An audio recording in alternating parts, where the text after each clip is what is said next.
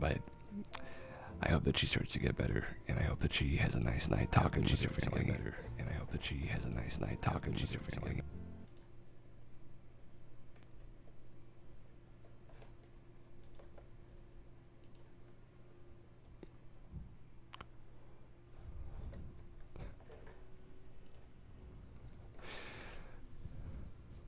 You haven't been out on SL.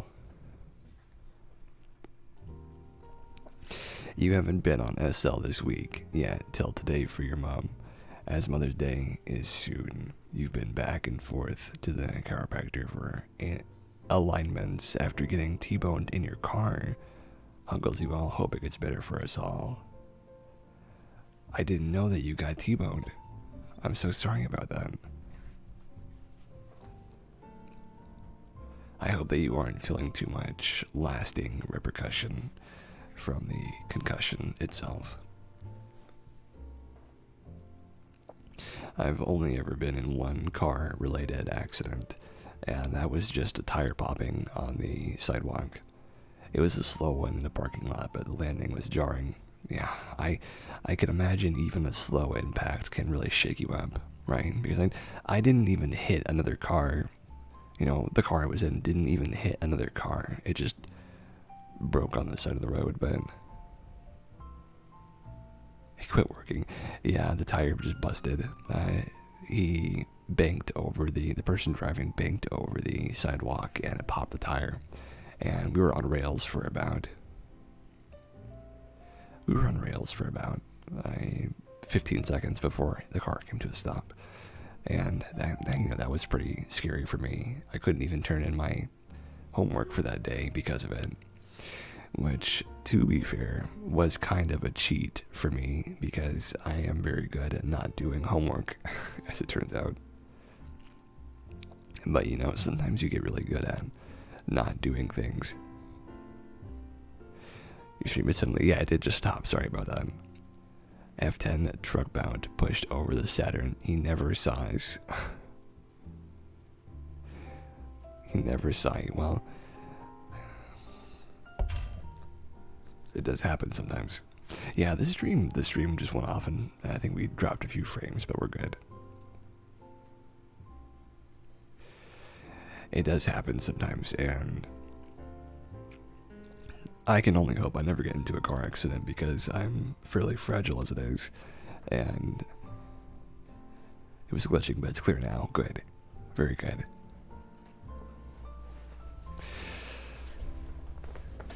Yeah, I'm not the toughest being. I'm a fairly fragile, gentle being, and I don't usually like to get into huge catastrophes with vehicles if I can help it. But even a small collision can really be toppling to your week. First time you experienced it, it doesn't happen very often, luckily.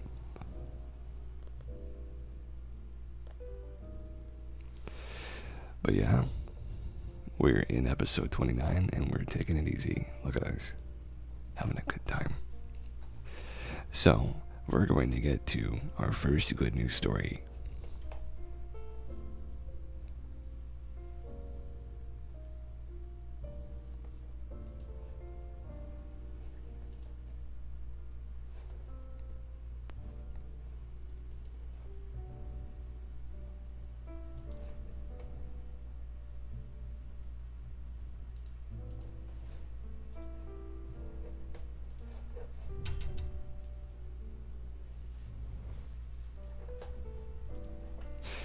Becoming a part-time mermaid is a big trend in China.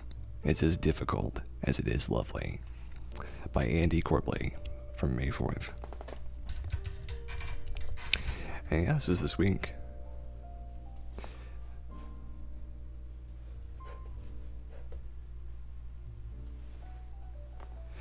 Is it really any surprise that the world's largest scuba diver training organization is instructing a new generation of free divers in the art and techniques of mermaiding? PADI, the aforementioned organization, now offers a 4 levels of mermaid diving certification, which is essentially free diving but with a large and sometimes heavy artificial tail that requires a different kind of human locomotion. And it's something.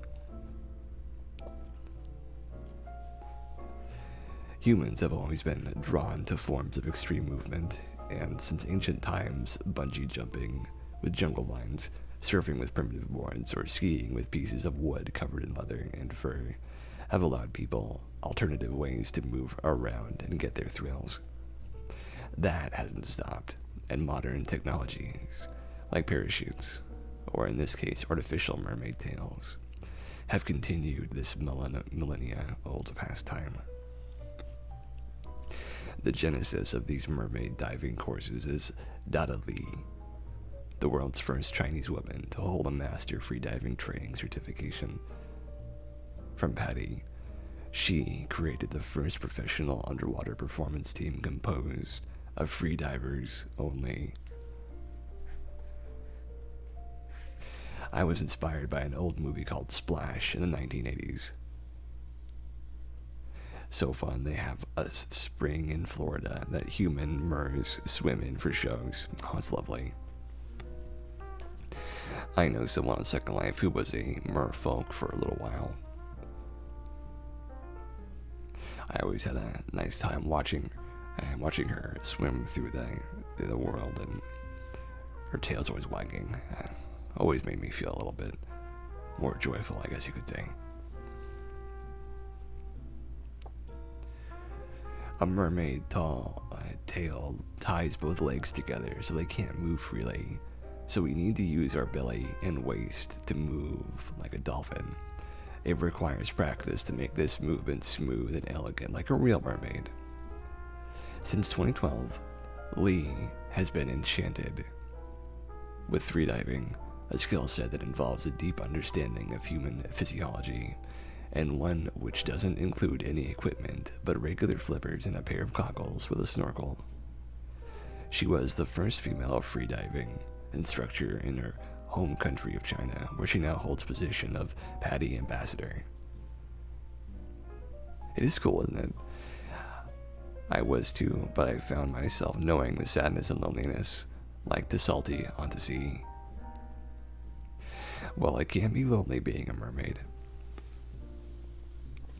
It is sometimes a burden to have that uniqueness. I mean, in Second Life, there was a period of time where I had tentacles on my stomach, like coming out of my stomach, that is. Here, I'll talk about that just after we finish the story. Li decided to use her skills to pursue her dream of becoming a mermaid, and in doing so, she stumbled upon a growing sport which is now exploding in popularity worldwide. Standardized mermaiding, and mermanning for that matter. Schools, techniques, and competitions have swept across the globe in the last decade, and the percentage of international diving licenses given out for mermaid diving will surpass all other kinds if the trend continues. Corina Davins, head of development of the mermaid courses offered by SSI, Scuba Schools International, told CNN Travel they have made mermaid diving programs in more than 3,000 diving schools worldwide and more than 1,000 certified instructors in China alone. In 2015, after years of working to find and then eventually to make a functional merfin, she found a performance diving team consisting entirely of mermaid divers to perform at the aquariums and other water sport events in China. The market for performance mermaid diving is growing, not just in terms of licenses issued, which has helped diving license issuing grown by 40% in China in 2018, a rate 8 times the world average, but also for venue demands, as mega resorts like Atlantis and Sanya pay regularly for live mermaid performances. Recently, they broke the Guinness World Record for the largest ever. Well, lovely. So yeah, I will tell you the story. I think that mermaids are really cool. I've always thought they were like, they're enchanting, right? They're enchanting, and they have a special feeling to them of being otherworldly and exotic and special and all that. Thank you, Sue. I like your tentacle there. And all the crazy ways that you might expect. The tentacles are my favorite emotes, by the way. I like those. And I don't know when it started exactly, but Second Life is a world of creativity and exploration.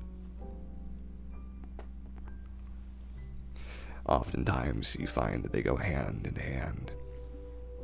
And oftentimes you feel so creative that you explore new avenues of fashion and design and appearance. One of those evolutions for me was I was placing horns on the top of my character's head, a crown of horns almost, and I put crystals on them and had all sorts of accessories and stuff like that.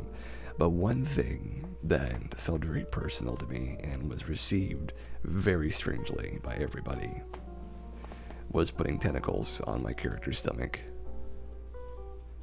as if he had some kind of tentacle monster ability to make them protrude and grab people, do whatever. There was a sexiness to it, of course, but honestly, I'm glad you're enjoying hearing about this. It is funny, so I appreciate, it's an interesting thing, and I don't even know how I came up with it. I was wearing them for a little while, and almost everywhere that I went, people would ask me, "What is that on your stomach?" And I never minded. I didn't care if people liked to look at it or wanted to talk to me about it.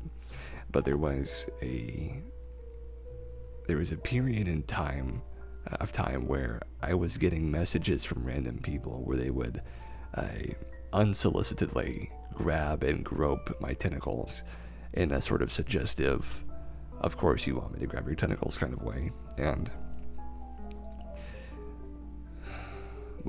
not just with the natural creepiness of this action, but also with history I have with unsolicited and unconsenting touching from another person.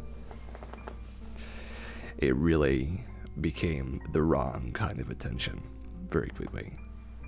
So I bared with it for a while, right? Because I liked it and I didn't want to give it up, and I thought that maybe it would be something I could just get through. You just don't worry about it or you ignore those people. But it did keep happening for a while.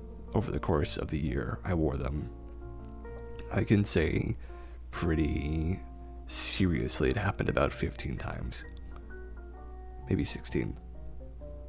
That's more than once a month. And I, to this day, I don't know what it was about the tentacles that made people act that way. Maybe it's some hidden recess of the human mind that is very extraordinarily fascinated by that kind of thing. But it certainly is a bizarre, it's very bizarre. And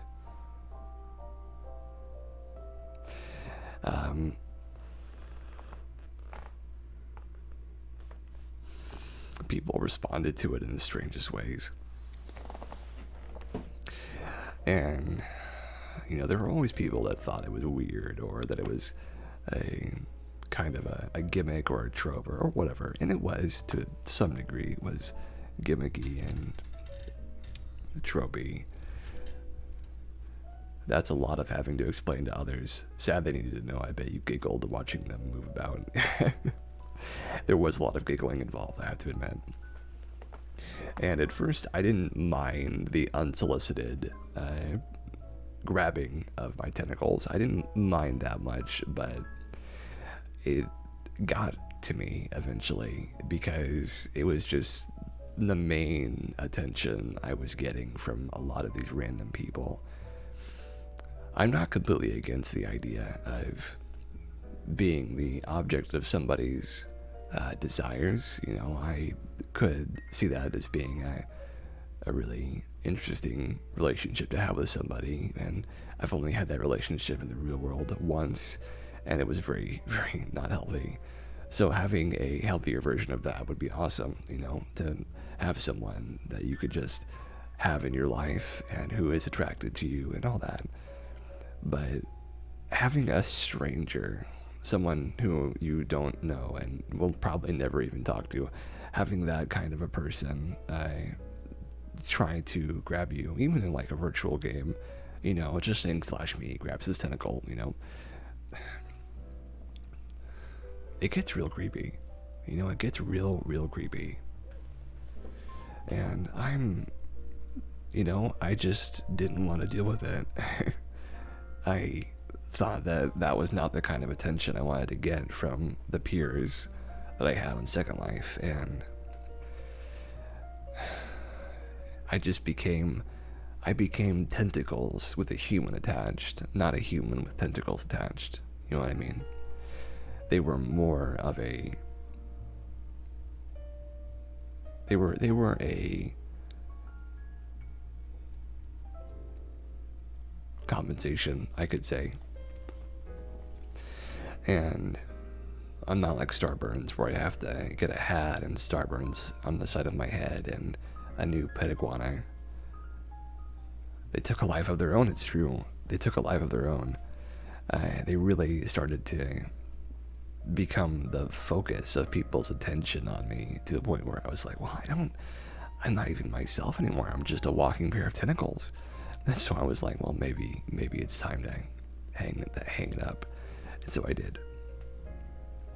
And to be fair, I have had some very odd looking avatars at points, to the conceit that even I find it a little bit strange. Oh, Ella. Yo. Ella is ho. Ella ho. Land Ella. Glad that you could make it. You're on the horizon, you know, Ella ho. You're like a boat docking into a port. We're seeing Ella on the horizon. We're calling her out. Welcome to the stream, Ella. I'm glad you make it. You're glad you made it.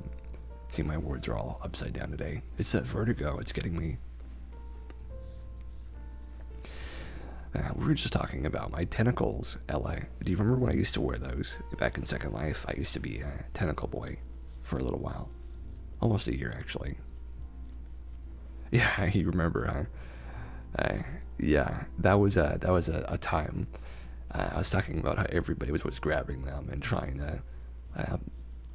to basically have like a erotic roleplay with me just because I had them on, which I think I've mentioned to you before. But it was a time where people cared more about my tentacles than me, and I was kind of like, you know, I'm a person, I'm not just tentacles. And so I got rid of them. But I was just saying how I had a real understanding at some point that I didn't need to have this outlandish. Tentacles have a weird grasp on people. It's true. They always do, you know, figuratively, literally, even metaphorically. Tentacles just bring out the crazy in people. I mean, that's why I love octopi, you know. They're fantastic, and I like the idea of the suction cups, you know, holding me carefully and just giving them a rub, because they're very cute, and they can be very, very bruising though if you're not careful, because they'll suck you up and they won't let go sometimes if they're really curious, which hopefully that doesn't happen when I meet an octopus for the first time. But I think they're really great, so I understand how it can inspire stuff in people.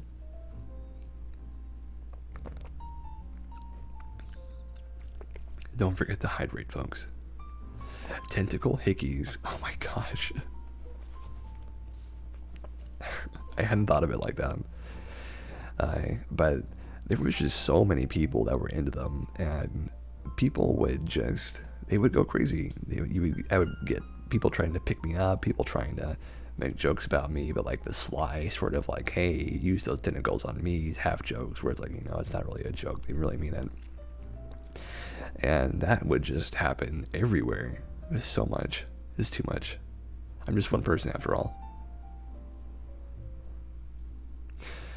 But yeah, you don't have to have a crazy avatar to have fun. And my avatar has gone from like extremely alternative, like what's that? Not counterculture, but some kind of culture outside of the norm, and it's gone very normcore for the most part. With some poshness on the side, of course. But I do think that it's sometimes better to have some like hold some stuff back, not to be so out there. Because as much as it might be freeing to be like, I am this person, these are my tentacles, deal with it, it's also sometimes fair to say you don't need to put yourself all the way out there. You can be reserved. And it doesn't make you a coward or shy or anything like that, maybe even timid, but just take some time to find the right person to show your tentacles to. That's what I've always thought. And it's something I gained from that, an insight, which I do value so deeply.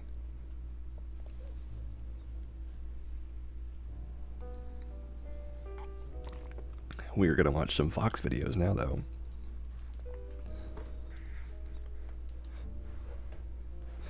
I am sure, Ella, though, that many people lamented seeing me take off my tentacles. Which is fine, People can lament all they'd like to. This video is called Alphik the Funny Fox. Foxes have very, very, expressive eyes. Very intense, expressive eyes.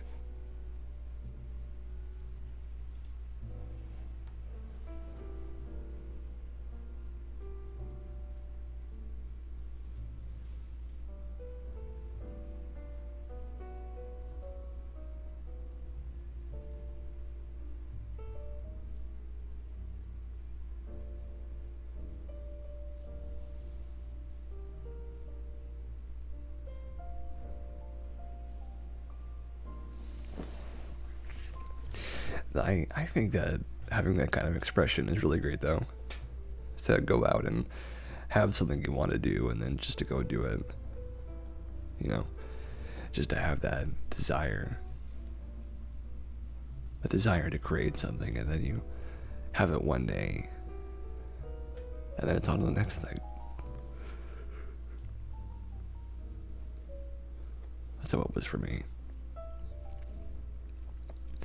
But, dealing with things like depression as well as other forms of mental illness, sometimes you don't get to enjoy a victory. It's always on to the next thing and never stopping to enjoy what you've already done.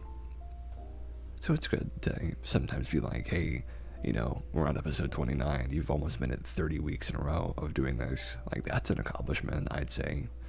And maybe something for you is like, you haven't missed a day of work in 6 months, or you haven't missed a jog in 6 months. That's an accomplishment too. And I always try my best to look at those things and to accept that it is grand to have gotten that far, in any case, even if it's something small. Which this does feel small to me sometimes, just because it is so private and intimate. There's such a very personal and friendly audience here. And, I know each of you by name. I know, foxes are pretty adorable, aren't they?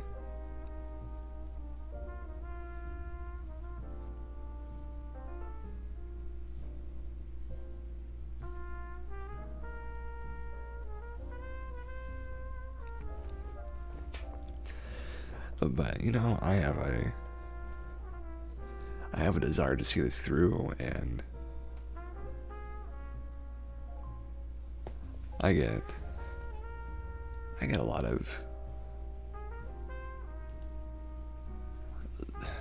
something like a real refreshing nature and a real enjoyment of seeing this grow, and I like seeing the changes and how far things can go. Like tentacles, you know, sometimes you see the problem and you fix it, and sometimes it works out for you.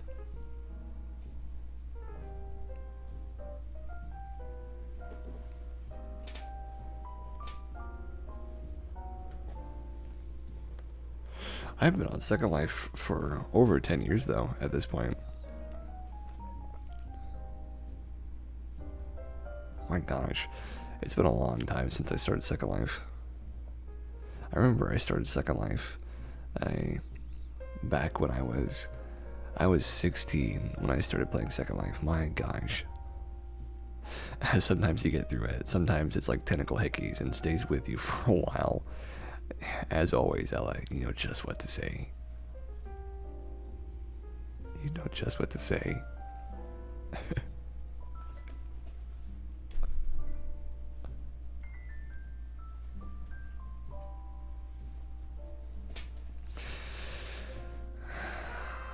I do really remember a lot of those moments fondly because I always teased people about how, you know, the responses they would have to my look and to my appearance, and started 10 years ago in 2010.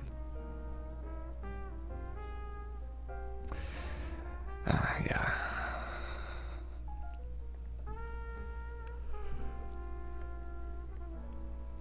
Ten years is a long time to be doing anything, but I remember when you had that anime avatar still. I mean, our avatars have changed a lot just on their own in that small way. Because there is so much, like... yeah.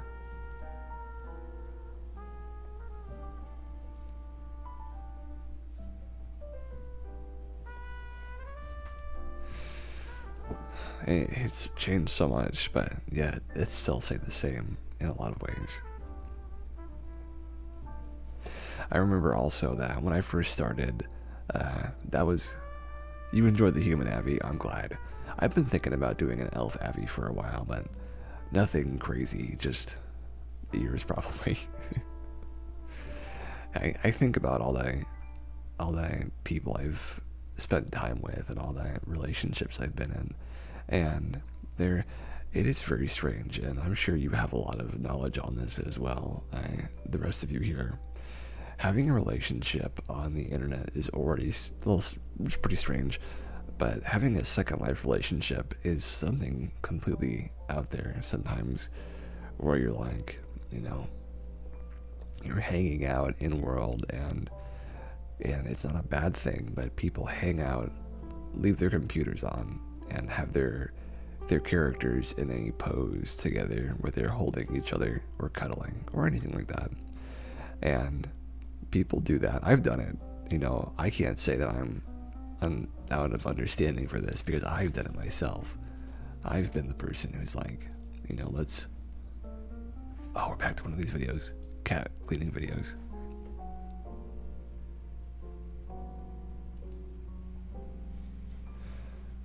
Yeah, this is from Kitty Soreness. This one is titled... It's Lala's turn to take a cat bath. I do like Lala. Yeah, I've been...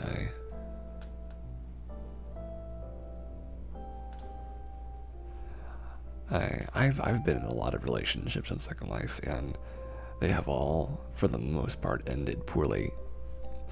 But that's just a common symptom of somebody who was chronically in bad relationships, right? And that happens to a lot of people. The picky cat boxes are adorable. Yeah, they really are good, aren't they? They really are good. Kitty Source is top tier for adorable cat videos.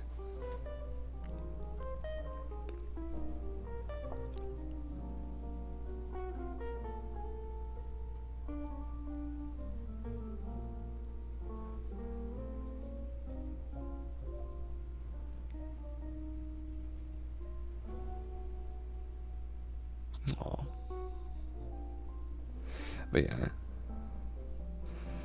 usually when people are in a lot of relationships, like, they keep getting into them over and over again for whatever reason, it's usually because they have a desire to be with basically anyone who's attracted to them at all, or anyone who can sometimes just tolerate them in their own perspectives. Is like they would rather just be with at least somebody rather than nobody, right? And sometimes your standards can drop so low that it's shocking the sorts of stuff you get into. Damn, you ain't gotta expose me like that. No, I'm not trying to expose you, Ella.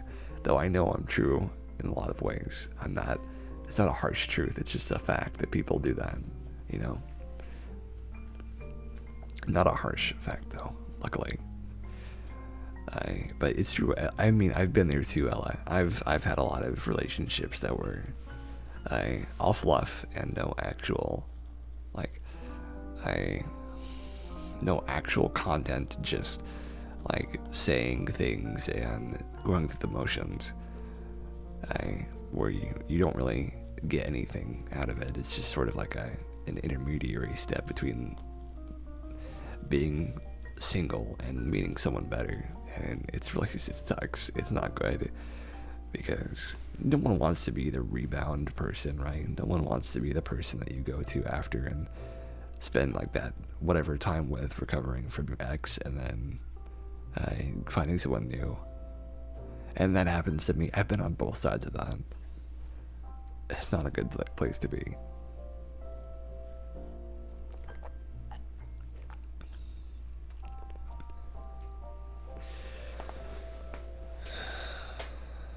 I especially remember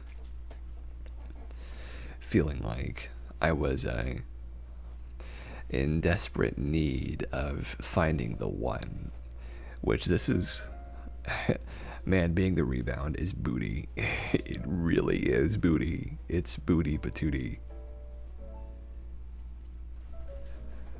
It is the worst. And especially because when you're the person who is like the recovery partner, you have to help out the person and get them over their grief, and sometimes literally be sort of like an object of desire for the sake of counteracting their heartbreakedness. That you end up getting used in a lot of different ways, and they get over their ex, and then they're like, oh well, our relationship, quote unquote, is just a reminder of the time I had to spend to get over that. And so they're like, I don't want to be around you, or they find someone better. And either way, those are two unfortunate but common exits from that relationship.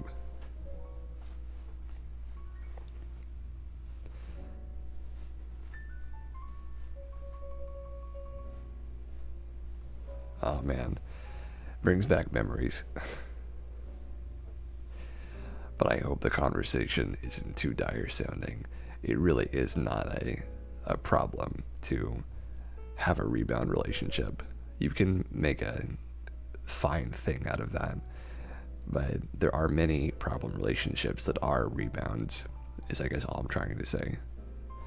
So certainly be careful of that, because you can really easily end up with a stinking scenario that is real rotten and not fun. But you gotta use your brain, use your heart, use your soul, figure stuff out, and you'll get there. I mean, I got there, and I certainly had to pay a price to learn all of this. So if I can make the price much less steep for anyone listening, then, I hope that happens. Really, I do. I have to remember tomorrow to upload all my YouTube videos. That's completely not sequitur, but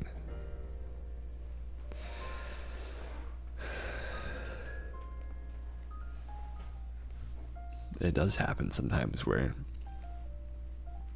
you end up being just a rebound partner.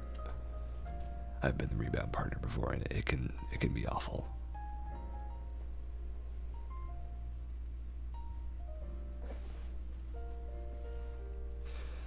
Not like cleaning a cat though. Cleaning a cat is fun. Making sure they got the warm water on them, and they're getting nice and groomed, and then you cut their hair and you wash their bags, clean their paws. See, that sounds like a great place to be. Just helping clean a cat up. It's a good place.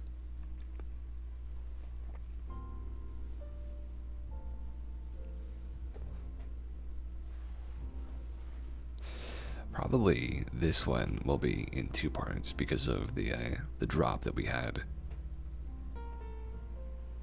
I guess I could clip it together, but I would have to go through that dumb process of re-downloading that thing again, which I don't want to do. I'll just make it in 2 parts.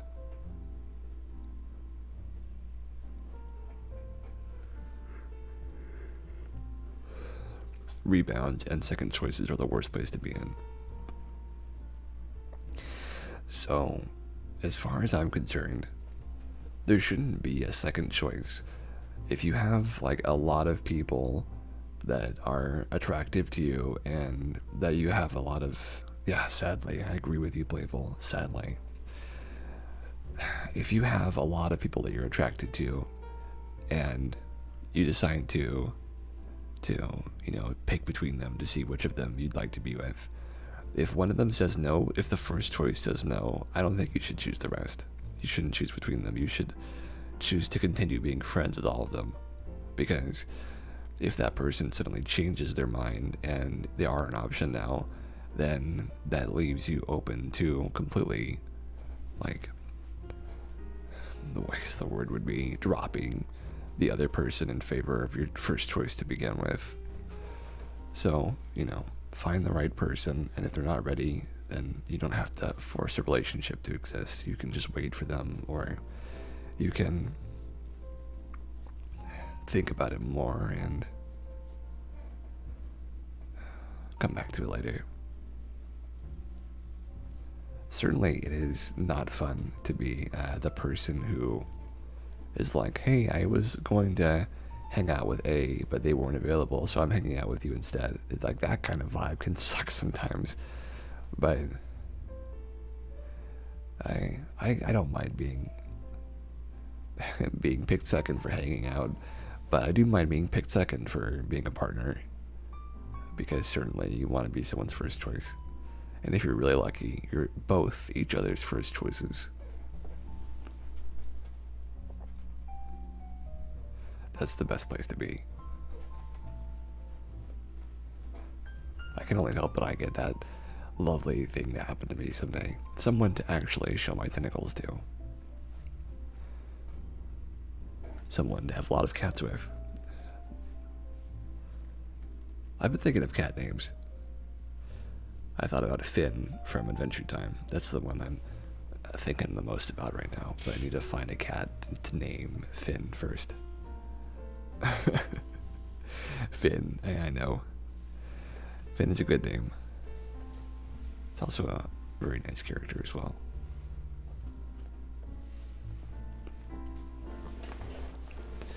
I could dress him up in fish costumes as well. Finn the Catman. You could dress him up in big old fish costumes with big old mouths and have their head coming out of the mouth. You know what I mean? That's the stuff right there. Cat costumes are top tier. They'll save your life.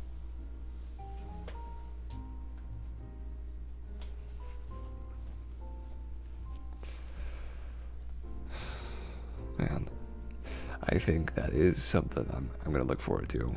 Finn the Catman, yeah. I'm looking forward to it.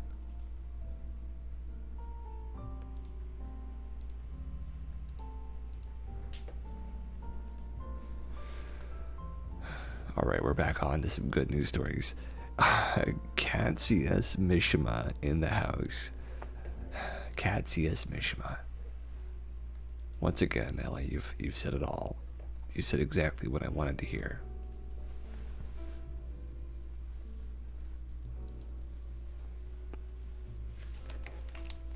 So I have a very good story for us right here. your puns are they're a joy, Ella. I have to say they're a real joy.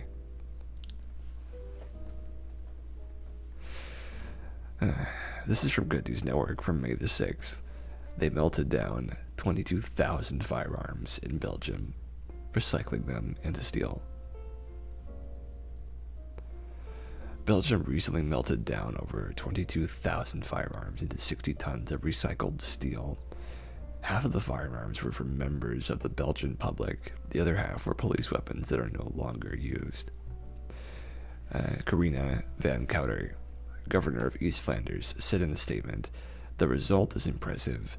22,457 firearms have disappeared from our society. It is obviously positive for the security of our citizens that these weapons are no longer in use." I like that a lot.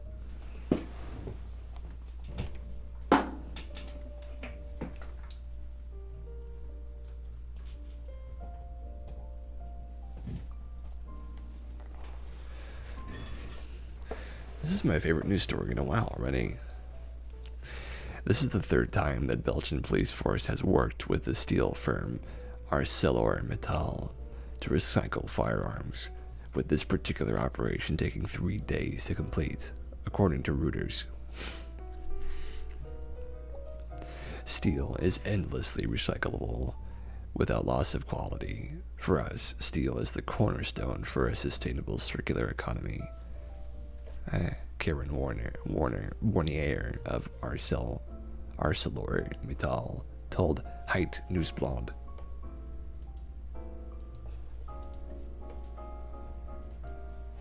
Take a look at this, you guys. This is a good one. If I can get the window to capture this, that is. No, I can't.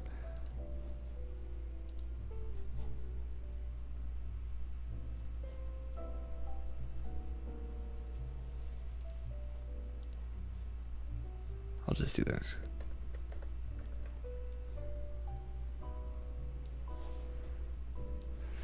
Look at all these guns that were melted down.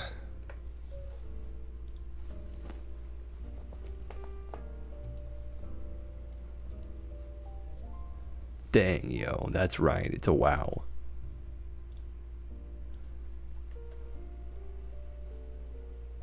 That's a lot of rifle boys and shooters, I guess you could say.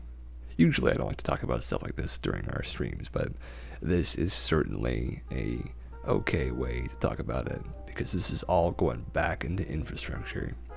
Exactly how it should, right?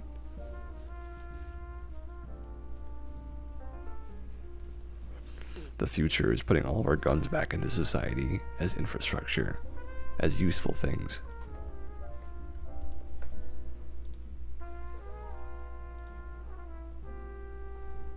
And now, time for some catnip.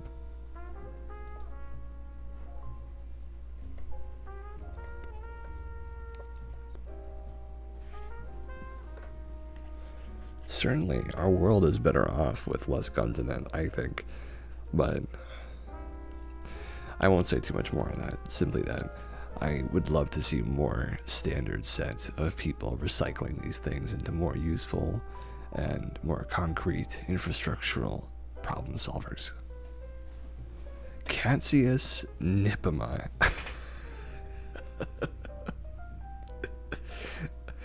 Oh my gosh. You're back in the game. You're back in the game, Ella. You've got your mojo back.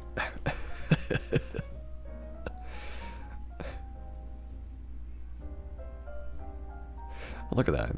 It's a cute toy. See, he smells it. He smells the catnip. He smells it. He's like, oh, I want that. They both smell it.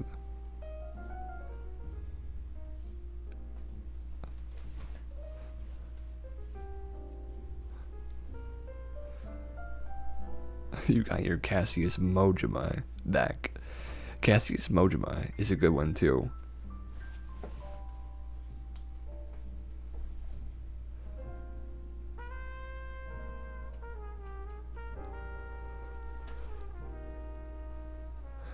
You wish guns were more grocery stores. Were your grocery stores, but and wild is how I would eat, but I have to agree, it's not a wild world for many these days in Alaska. I mean, ideally, you would only use guns in a situation where you had to get something to eat, right? Or as a measure of removing an animal so it can be processed into or butchered for food. If Ella didn't heckle you, it wouldn't be fun.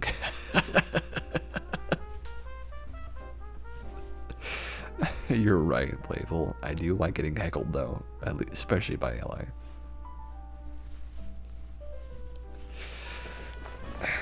I mean, you know, I'd prefer where it's like, you don't have a gun unless it's for some purpose like that. Otherwise, I don't think that they're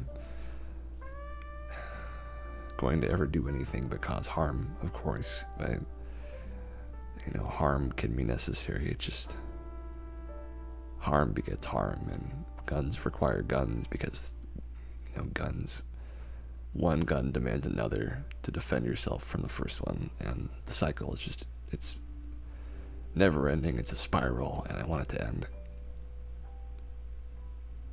You know, I want that to end someday, where we live in a society where they're just much more rare than they are now. But yeah, I appreciate what you mean, Sue. I really do. That's a more ideal way of looking at it. I look at it that way myself.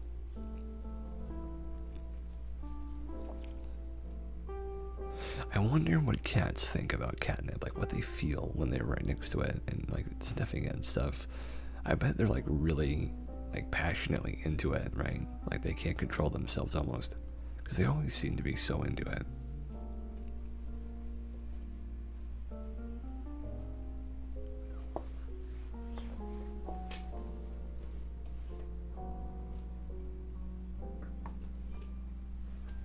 I want that, is what they're thinking.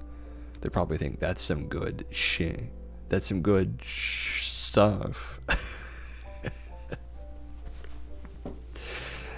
I think you're right, Ella. You're both right.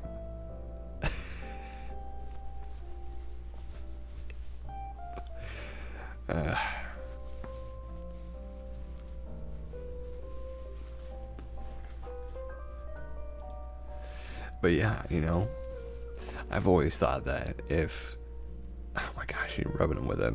That's too much. You're gonna make the cats go crazy. I don't know. I'm a big fan of like martial arts. Something I think is cool. I think that martial arts movies are great. I think that lots of things regarding how martial arts works and how, you know, dancing, almost fighting can look like. I love that stuff. And there's fiction that I love that has like violence in it, but there's such a degree of separation between a martial artist and a person with like a firearm, and both are very violent, but at least one, you know, you have to practice like your entire life to be good at, and the other is kind of just wanton and senseless. So it's certainly something I don't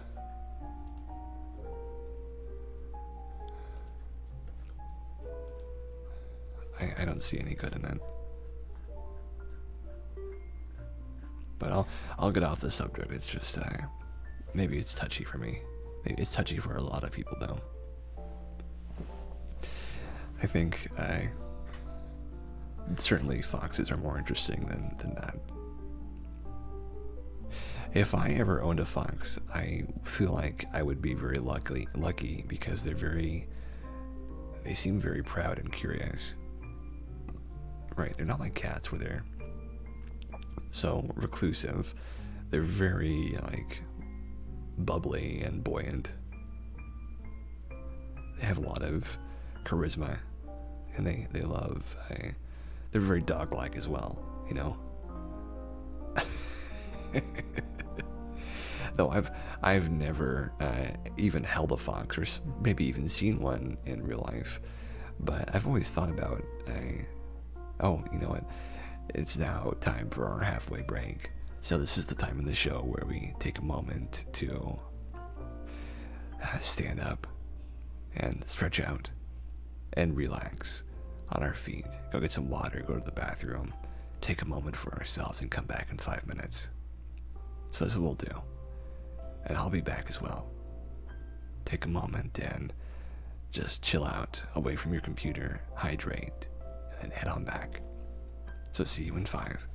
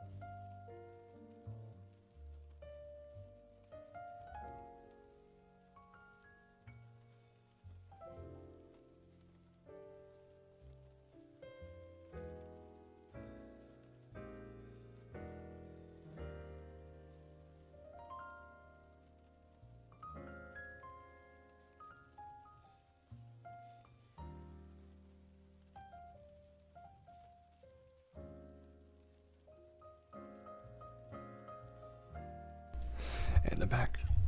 Back a little early, actually.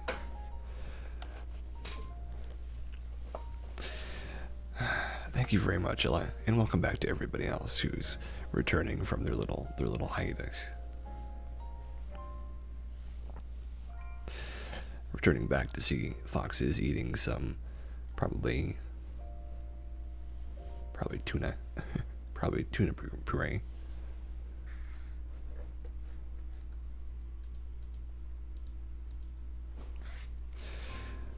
But yes, I have always thought that cheese slices, you think, oh, is it cheese slices? I didn't even know that foxes like cheese. And some goo in a thingy. Thingy goo. Certainly, no one could resist that.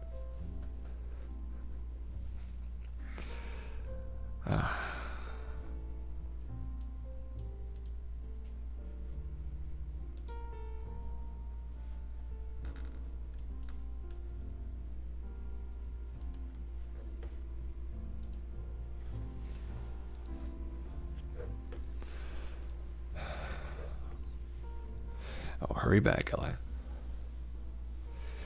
But yeah, these things do happen sometimes, and as far as like violence goes, and there's certainly, I'll tell you a story actually, or I'll wait for Ella to get back maybe.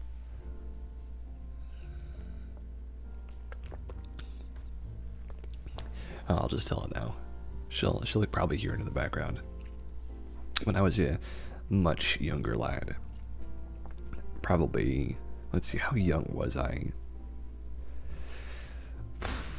14, maybe 14.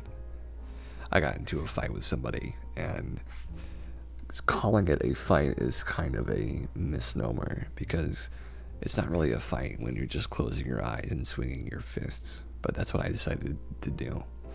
I thought maybe if I just, did my very best not to try and aim or anything, if I just closed and swung, then I would, make a home run out of a straight bullet, like with my fists. And, people tell me that I won that fight, and I have no idea how that's possible. But certainly, I remember having a bruise on my face. My face is all red and stuff because I had been punched a few times. And I am not a martial artist, is what I'll say.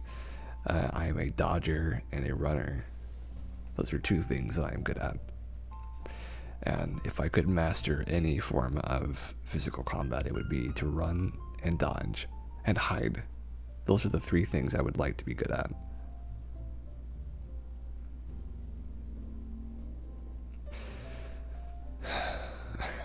Does seem a little bit cowardly to say that, but I do feel like that's much better than causing any harm to anybody. But for the most part, I'm not really a physically aggressive person. I'm only 6 foot and I look like a nerd and I'm fairly awkward. So I don't possess a lot of intimidation factor. I'm just a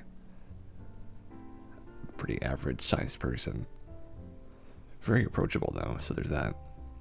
I'm much more approachable than my friend Crazy, who he's like 6'4" or something.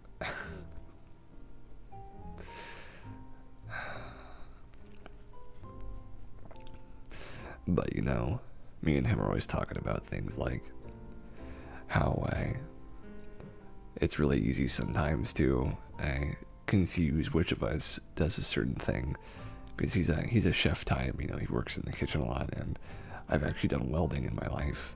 And he was talking about how if people had seen us, they would never have suspected that I was the one who got into welding. Which, if you could see me, you might understand why that is, because I was very short at that time, only like 5'11", or by comparison to now, 5'10.5" maybe. And, just a scrawny guy with barely any meat on his bones. And I was super underweight, anorexic, to be honest with you, which it is sad that happened so often and for so long. Yeah, it went undiagnosed for a long time, but it's honest. I tend to find a way to connect in some way. If aggression is going to happen, it matches the others. But I would rather not have to deal with people in most times in my life either. Yeah, I see what you mean. Having a matching aggression, like a appropriate aggression, is one thing for sure, right? Having like an actual appropriate anger for something, I can respect that. Because if you're appropriately angry, at least it's like it calls for it. But if you're just absolutely ballistic when there's not any real calling for it, when there's not any real expectation of it, especially when it's abrupt and out of nowhere, especially then, it really is so toxic and damaging that it's a stain I never want to have to try and wipe away from my feelings of pacifism, tolerance, kindness, benevolence, and even pride and honor, things like that. Those are things I cherish. And it's kind of hard to get them back once you've already abused those privileges, which luckily I haven't really abused those privileges much in my life.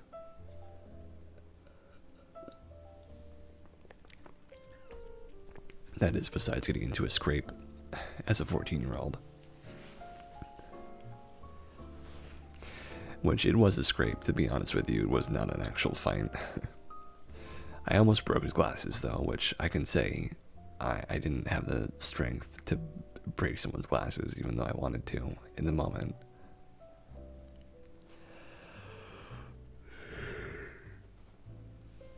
Didn't end up having, though. Maybe I knew better. Maybe I was like, no, we need to make sure this is a fair fight.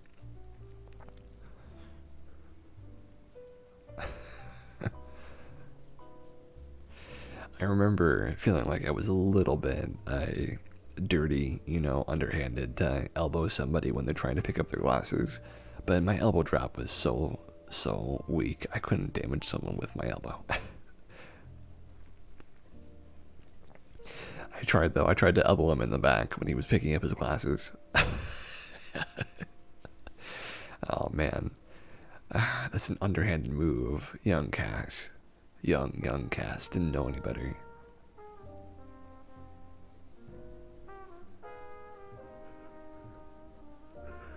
I remember that, though. It makes me laugh, honestly.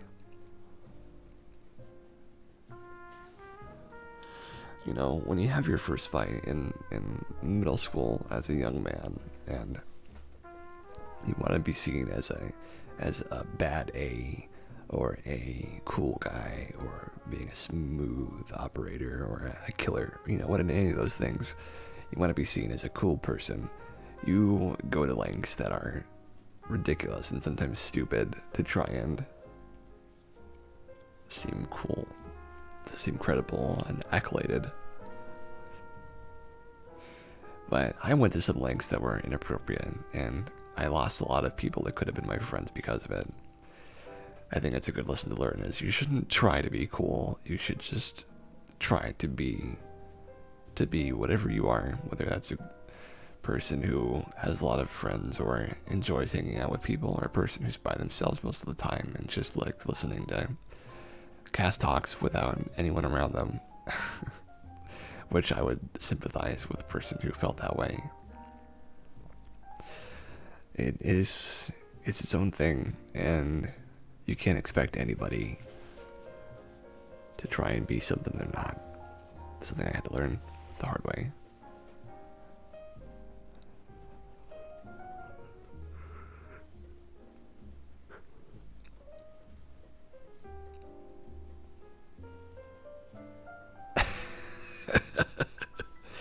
If you're uncool, that's unfortunate. Well, Ella, some people aren't very cool, and it's not a problem to not be cool if you're just not a naturally charismatic or naturally I guess the word would be, no, I think you're cool, Sue. I think you've got a lot of charisma. Everyone's cool in their own way. But you can naturally be born indistinct and, a little bit common. People are born common all the time. They don't have anything special about them besides maybe a love for something and an interest in something. Well, I'll give you a hug as well, Sue. I do think you're cool. But people are born without much interest in much of anything, and they have to find that interest. That's the journey their life takes them through, is they have to find that interest. Because it exists, they just don't know it yet. So even a person not born cool can still become cool.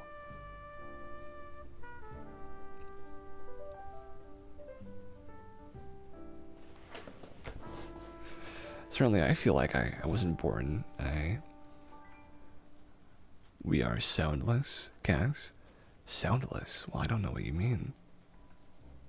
Yeah, my sound is producing.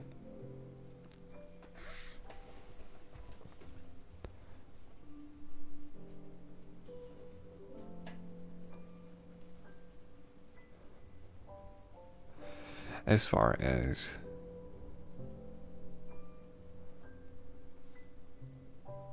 oh, you hear good.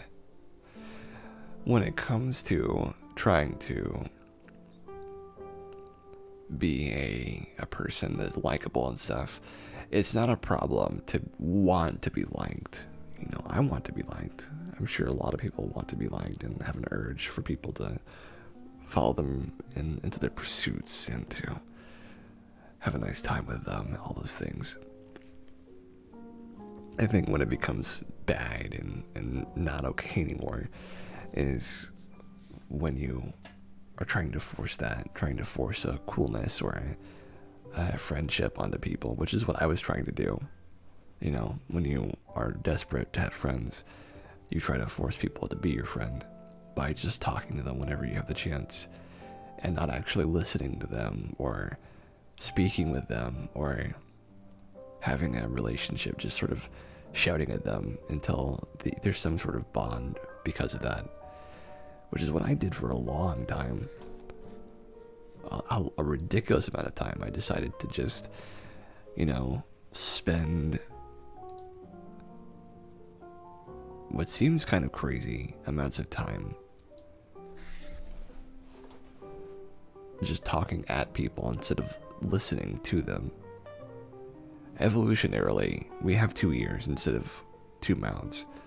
So that means that listening is twice as important as speaking, which you might not know from how much I speak, but this is, my time to talk, it seems, so I take advantage of it. But I like listening, believe it or not, which I'm sure you do. And I have a big love of hearing people speak their minds. It's probably why I like the chat so much, is I really like people having their own little opinion they can give me, so I can respond to it as I'd like. Certainly, it makes me happier when people say how they feel, because I always like to be as square and as sure of what's happening with somebody else as I can be, right? I like things to be clear and clear cut, and you enjoy people with accents. Well, what kind of accent can I give you if you'd like to hear one from me? Does Aries have an accent? I don't remember. No, I don't think he does. But yeah, if you want to hear a little bit of an accent, I can give you one. French, British, Spanish. Okay, I'll try those. French.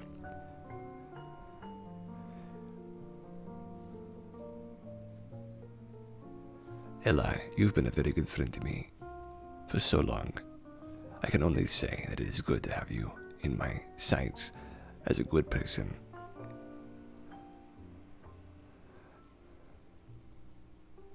It's this little French, maybe a little, something like that. I'm a little embarrassed at doing that accent.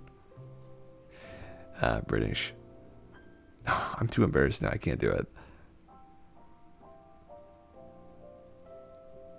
I could go, but I won't go any further than that. It's no more British. Okay, I gave you British at least.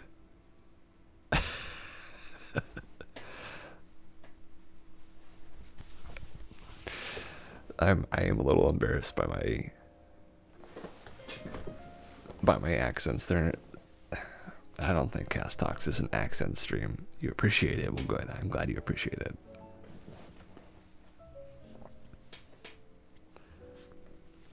That's what I could hope for. But I'll also say that my accent training is very limited. I can do New York just fine, but that's only because I've heard a lot of New York accents.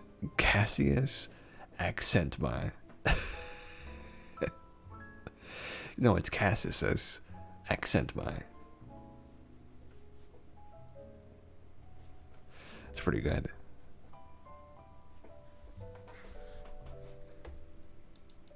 It's actually pretty good. But yes, if you're looking for top quality accent voiceover, you didn't mean for the extra S. I didn't think so, but I didn't want to assume anything. Usually I can give you a couple of basic things, but I do feel on the spot during these streams, so I have a bit of a problem. Cass, I sus.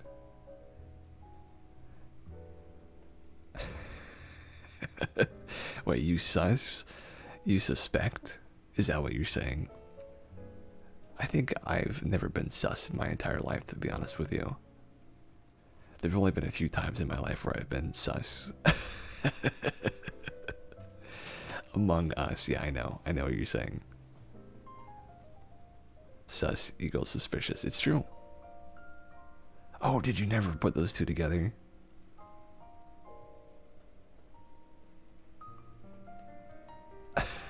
I mean, Oh, good, good, good.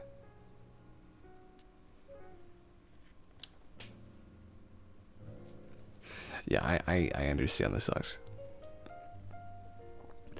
I'm not a very suspicious person. I don't do a lot of suspicious things. Like, the most suspicious thing I've ever done is probably...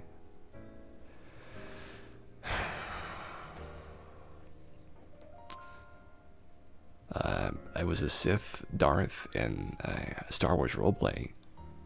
I mean, I guess that's sus, you know? But I just like, I think the Sith are cool, even though I don't think they make any sense.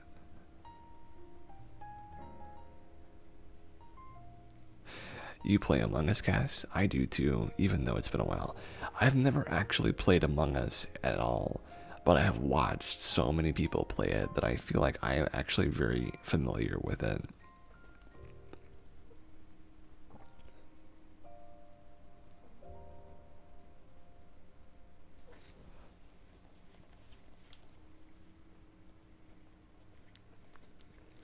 That's the nature of watching so many video games, is that you become very familiar with them even though you don't play them, which is my experience with many with many of the new releases. Yeah, it is something that I will change someday, to actually play them and not just watch them. But for now, I am familiar with them from a secondhand experience. Believe me, though, if I had a lot of strength to do it, and I had like a lot of friends to do it with, I would be more than happy to play some Among Us with friends.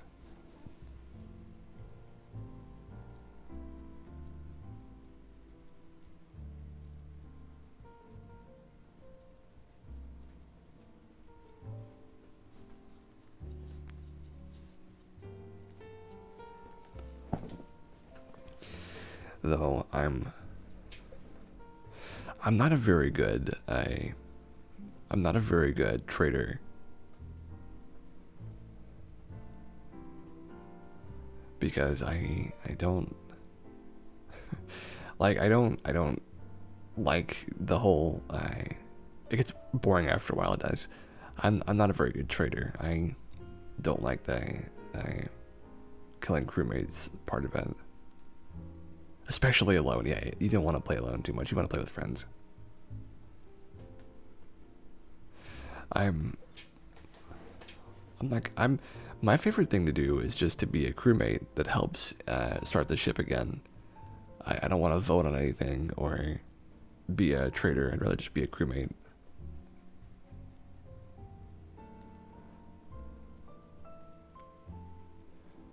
You aren't even a crewmate if you're in the imp. In the imp?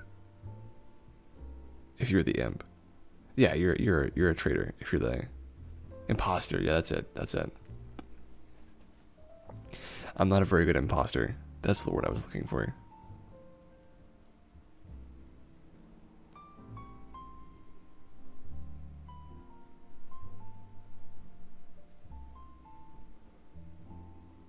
You're an alien. Yeah, it's true. You're an alien. Well, I would prefer to be a human. Or if I am an alien, I'm a friendly alien who doesn't hurt anybody.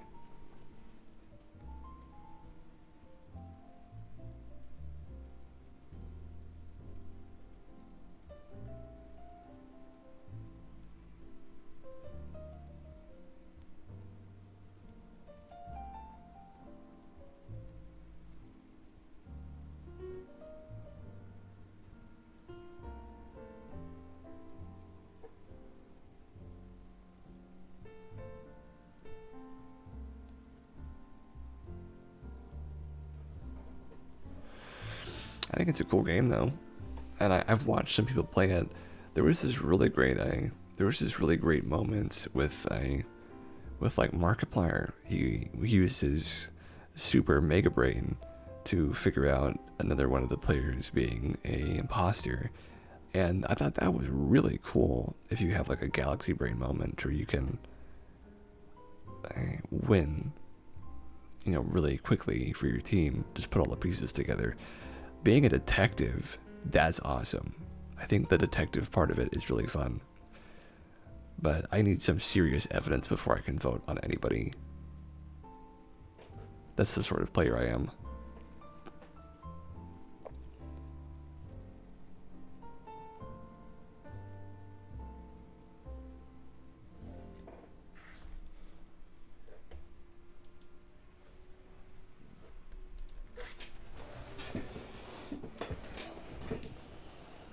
I would just be happy to go around fixing the ship.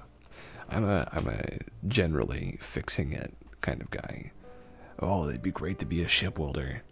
I would love that. To weld ships back together.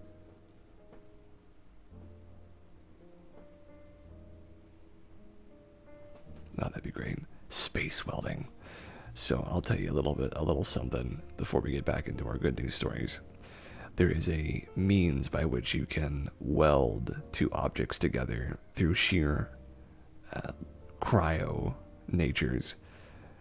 You have two objects that are so cold that in the bowels of space, it is so freezing that the crystalline structure of two separate pieces of carbon, whatever they are, they become so crystalline that when they touch each other, they share that space, and both of their structures, they link, sometimes permanently, from the freezing nature of it, from the cold. And if there was a way to do that, like if there was like a freeze welder that could make things so ridiculously cold that it would weld them together on the spot, that would be crazy. Because that certainly is a thing, to weld things together with just ice, basically. Though you would need a heck of an strong ice to do that.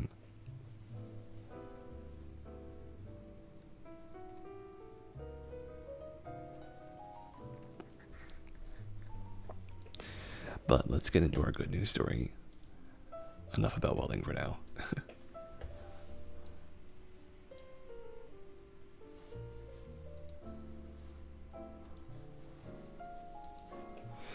79-year-old diver and this fish have been BFFs for nearly 30 years after he nursed her back to health.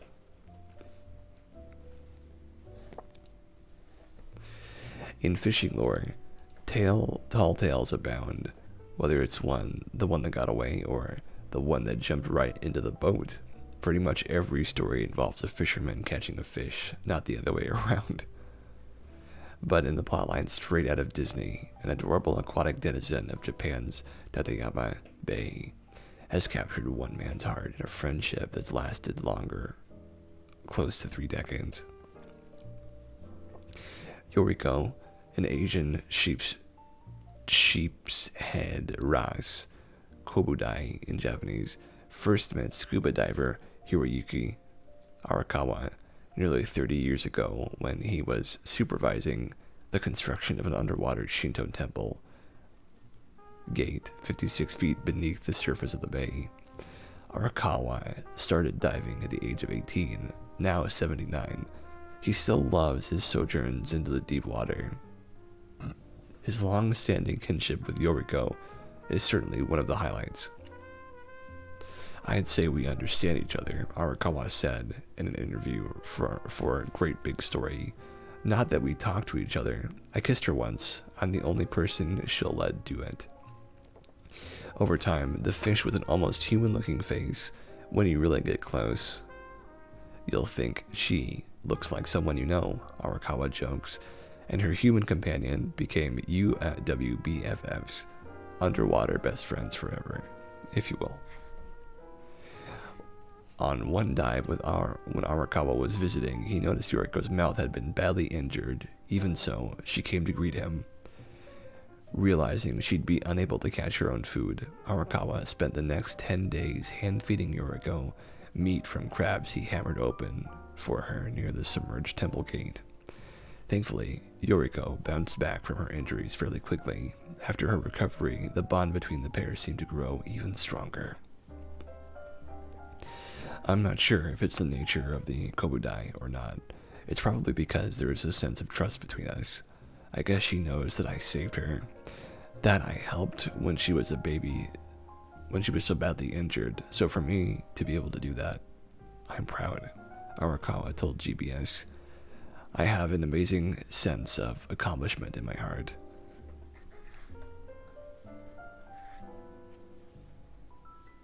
It sure sounds like this is one human who's been truly caught in a net of love, and we'll bet Yoriko has no plans to toss him back either.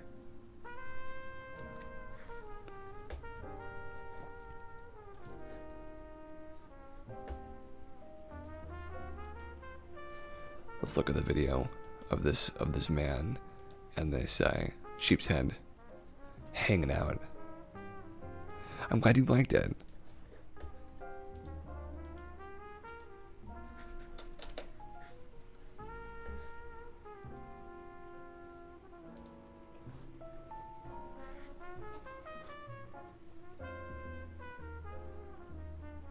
Wow, look at that thing.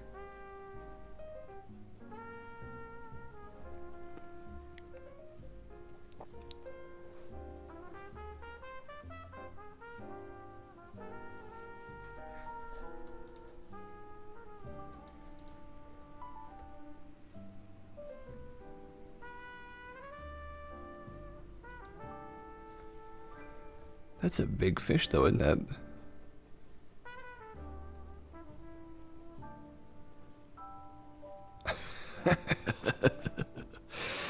It's a very strange looking fish, isn't it?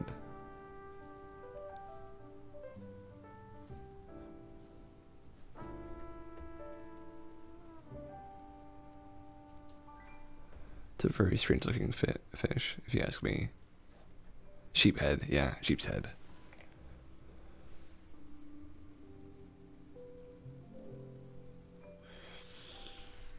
But I'm not one to tell you, what kind of fish you should have relationships with. As long as they're kind, I mean, you could make it work.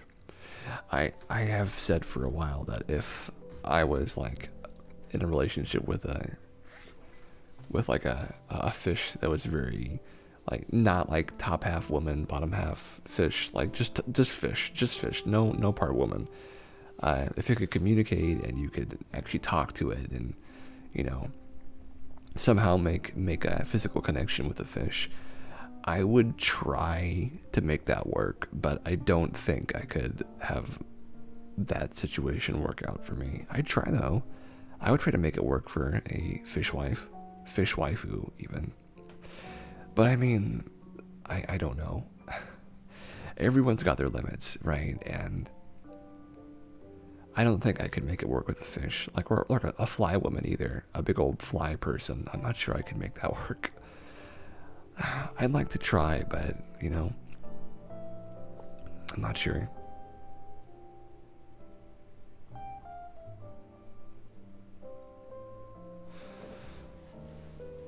I think that there's love in so many different forms in this world, but maybe like an alien, an alien that looks like a praying mantis. I'm not sure I would be able to make that work.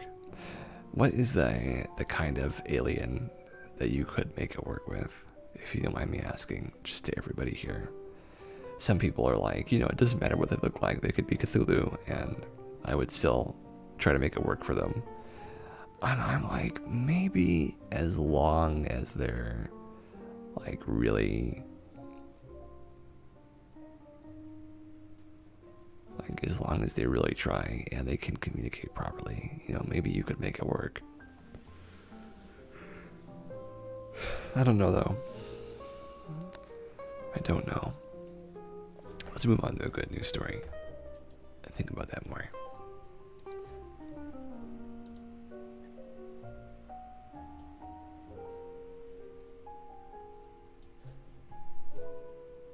Kind is most important. You're right, Sue. A kind fly person or a kind praying mantis person.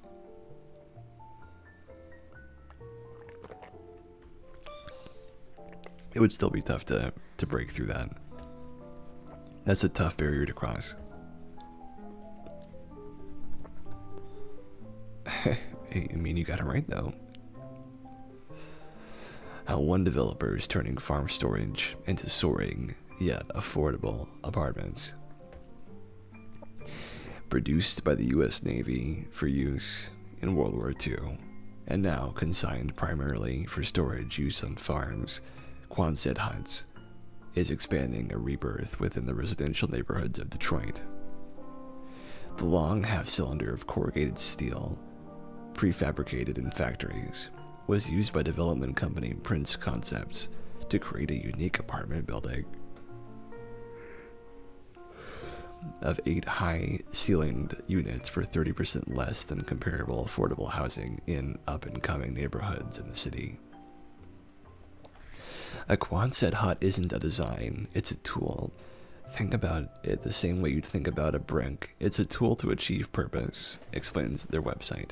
For Caterpillars, Prince Concept challenged architect Ishtiaq Raifuddin to create an 8-unit project with one massive hut as a 9,000 square foot sculpture with 6 residences and 2 live workspaces that anchors a public park where people can soak up the majesty of a new age monument. The Caterpillar's designer and financier, Philip Kafka, has been using Quonset hut architecture to cut costs and offer unique housing and business opportunities in Detroit. Between the low cost of the hut and of the land in the city, his projects offer prospective renters something totally unique in terms of price and style.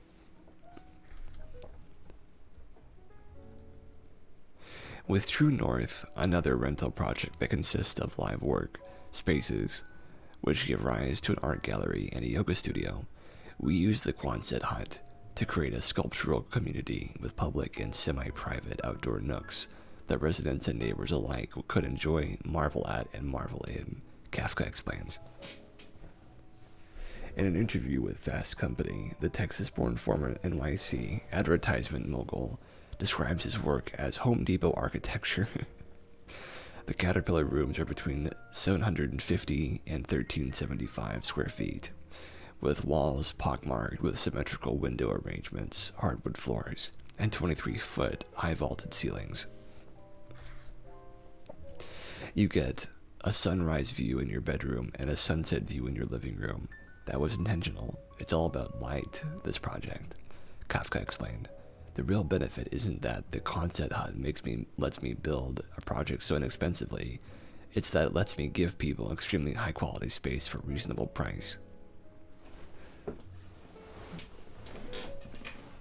In addition, the landscape is bespoke and features a wraparound deck, gardens, and 40 trees. The project was fully leased months before it was officially finished.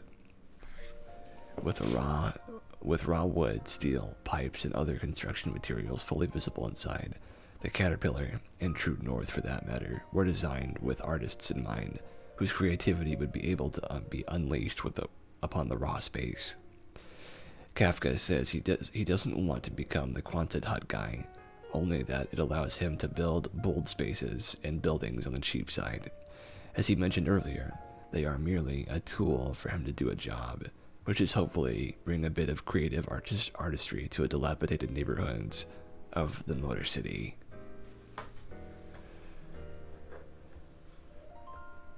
Lovely.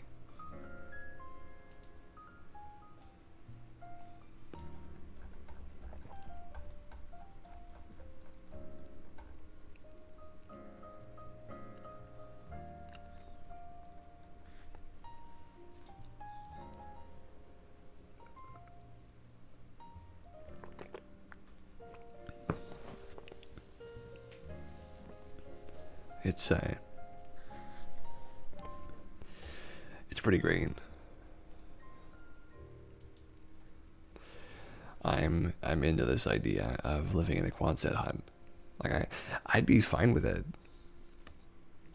Honestly, I'd be fine with it. Would you folks live in a Quonset hut?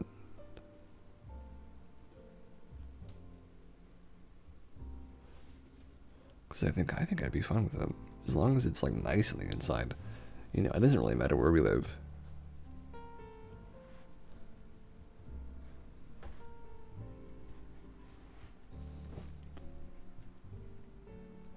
That's just what I think though.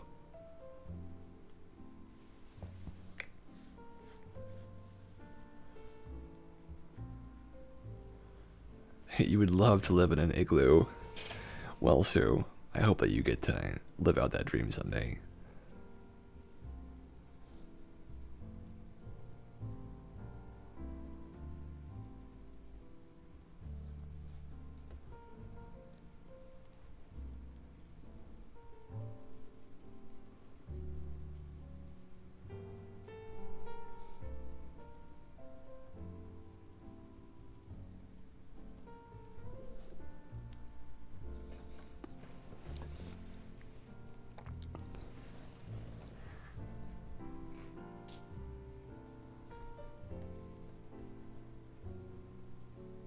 You totally blame Mr. Grizzly for placing that in your head.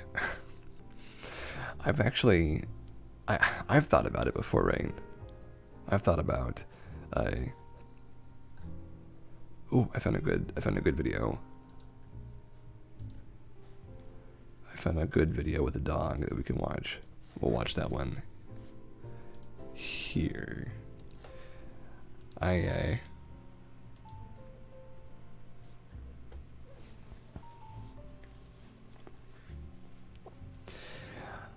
I've never actually been anywhere near close to an igloo. I've thought about it before though. You know, being in an igloo is kind of cool because the lights come in. I know, it's cute. I like the way the light works in between the bricks and igloos. It's very pretty.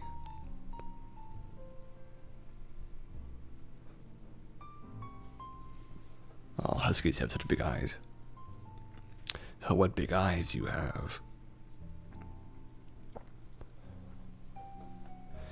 They glass over so they're like wind free. Yeah, they're very special. In fact, I think it'd be fun to spend some time in an igloo. Though I always am afraid it's going to be really cold.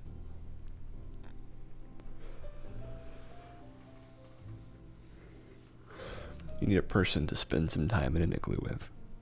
That's what everyone needs in their life. Oh, less dog hair. You would be outside the igloo.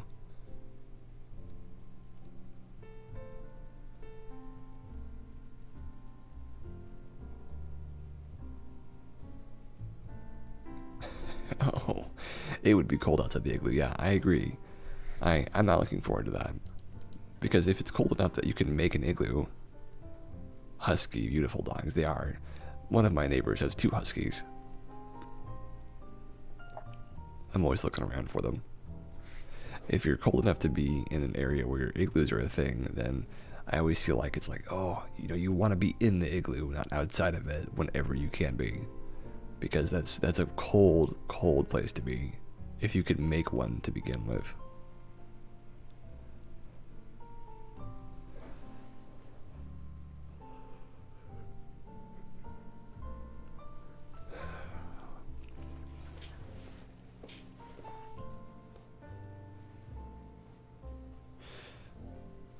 I do think. Oh, I just want his nails clipped. Just want his little claws clipped. I understand.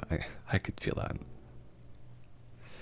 Well, you know, I've always been really interested in building like pillow forts. Maybe some of you can sympathize, but pillow forts have always been my thing.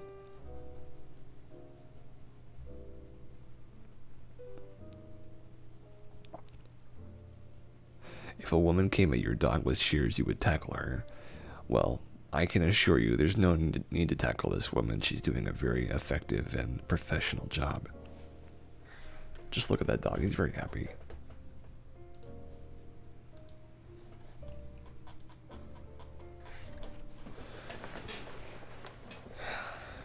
All that really matters is that your animal's happy. Good boy, good girl, you know. As long as they're feeling it, then that's all you need, really.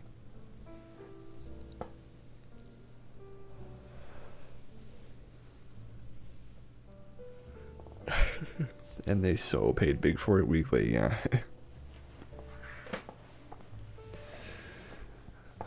You know, as always, coming in like the last little bit of this, I always get a little tired, you know, a little sleepy.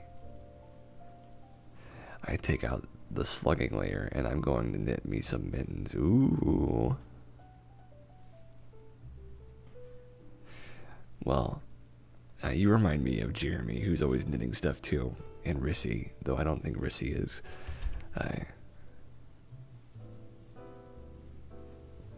Malamute wool. My gosh, that sounds warm.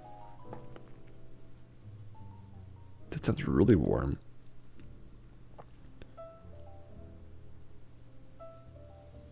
You know, I've never actually even seen a Malamute in the real world. The one thing I have seen, I've seen llamas before. There's a person who farms llamas in my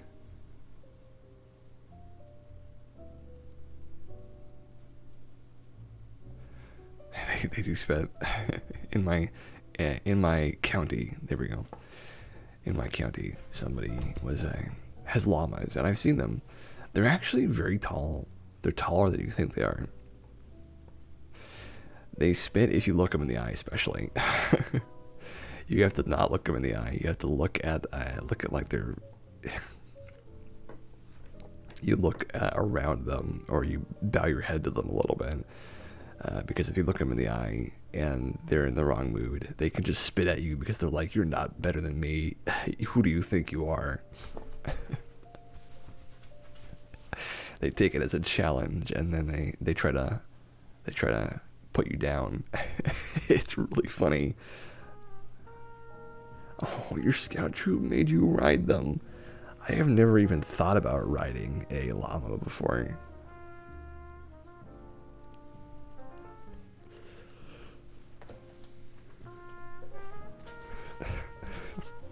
It sounds very fun though.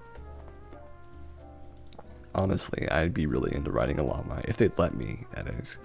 But I'm 178 pounds, so I don't know. It was a crying, laughing, spit-filled day. Oh my gosh. I mean, if you give them reason to spit at you, they'll spit at you, I'm sure.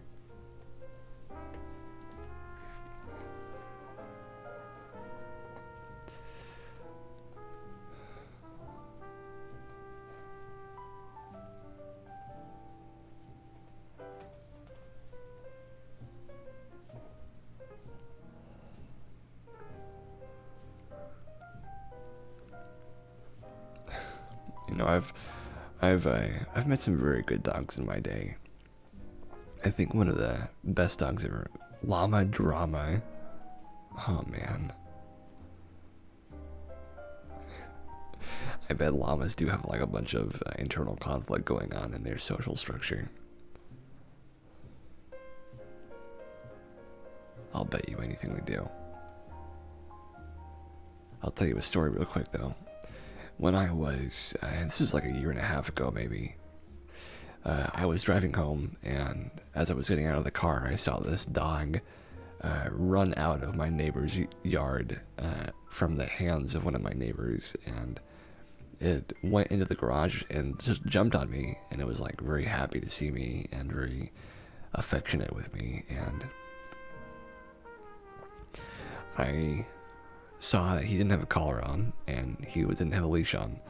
So I was like, well, this dog could just go anywhere and get lost. So I was like, I should follow him. And so he started to carry off into my backyard, across my backyard, over a fence, and through people's backyards, into their neighborhoods. And they just kept going. I kept following him, and I was like, oh my gosh, come on, I gotta find some way to get this dog back to its owners. And it just kept going, and I felt a little embarrassed to be chasing him around, because I didn't know what I was doing. I didn't have a leash, I didn't have a collar. And basically, I was just trying to make sure I was there for this dog, because if it got lost, or worse yet, it got hurt, then I don't want to be the person who didn't help an animal get back to its owner. Finally, I chased into the backyard of somebody who happens to come out onto their back porch and see the situation. They're dog owners, luckily, and so they bring out a leash and a collar, and they put the collar around this animal, and they leash it and walk them back to their home. And I learned that the animal's name is Jet. Very, very black skin, not black skin, I don't know, black furred dog.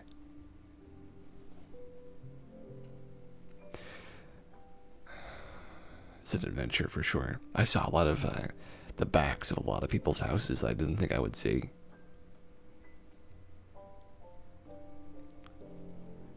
He did find his way home.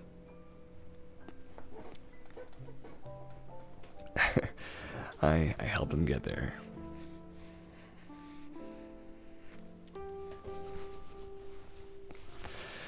That's something to feel good about, though. It does warm me up when I think about having helped that dog. I did take a poster for a missing dog once. Someone gave it to me just to keep my eyes open, but I didn't find anything, unfortunately. Though I would always love to be the person that finds someone's dog and gets it back to them. That's I guess a fantasy I have, is helping dogs get back to their houses. Because dogs do get lost pretty easily. Which, you know, it's just the nature of being a dog.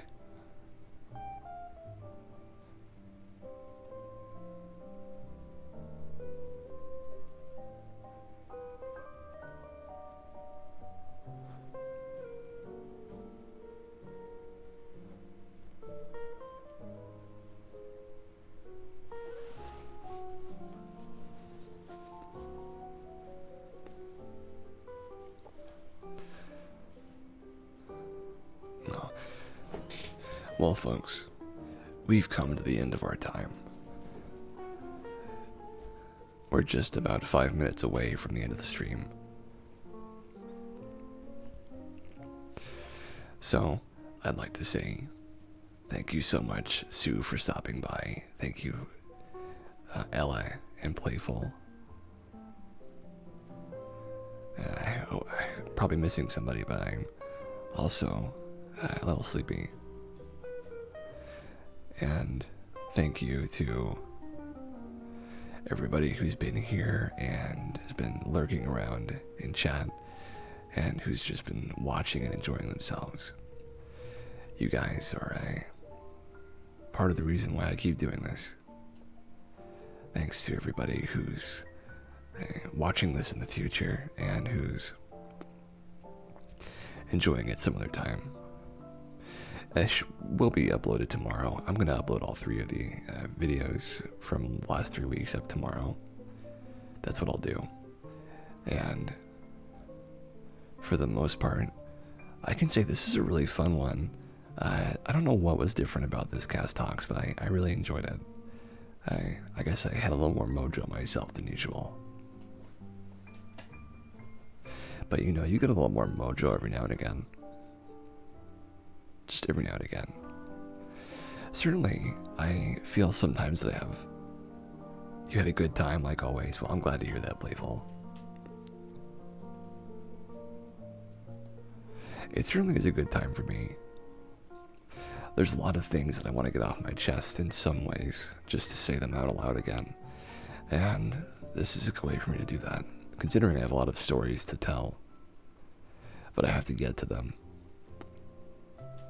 I have to remember story time is a fun thing, but sometimes I have to compile my stories together because I often forget them.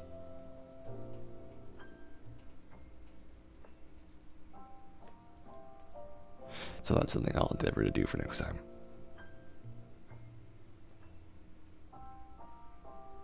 Either way though, thank you guys so much for watching. I'm glad that you came here. I'm glad that you spent some time with me, and I hope you enjoyed yourself. And no matter where you are in the world, hey, yeah, big hugs to you, Sue. No matter where you are in the world, you deserve to have a nice night's sleep and to be relaxed. So I hope you got that here. I hope that you have a lovely night, and make sure that you stay safe. And take care. Good night, everybody. See you next time.